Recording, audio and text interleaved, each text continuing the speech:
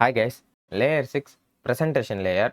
இந்த லேயரோட ரெஸ்பான்சிபிலிட்டிஸ் அப்படின்னு வந்து பார்த்தீங்கன்னா, ஒரு டேட்டாவை ஃபார்மேட் பண்ணுறது, என்கிரிப்ட் பண்ணுறது, அதுக்கப்புறம் கம்ப்ரஸ் பண்ணுறது.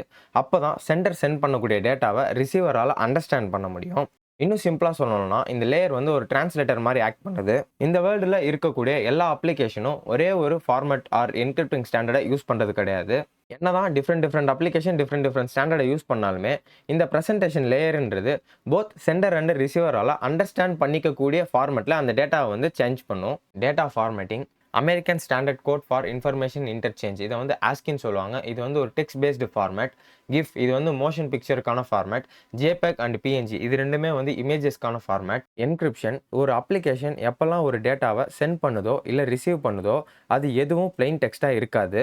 பிகாஸ் பிளெயின் டெக்ஸ்ட்டாக இருந்தால் நம்ம சென்ட் ஆர் ரிசீவ் பண்ணக்கூடிய டேட்டா பேக்கெட்ஸை மற்றவங்க கேப்சர் பண்ணி அதை ரீட் பண்ணி பார்க்க முடியும். இப்போ இங்கே கான்ஃபிடென்ஷியலிட்டி அப்படின்ற ஒரு விஷயம் இல்லாமல் போகுது.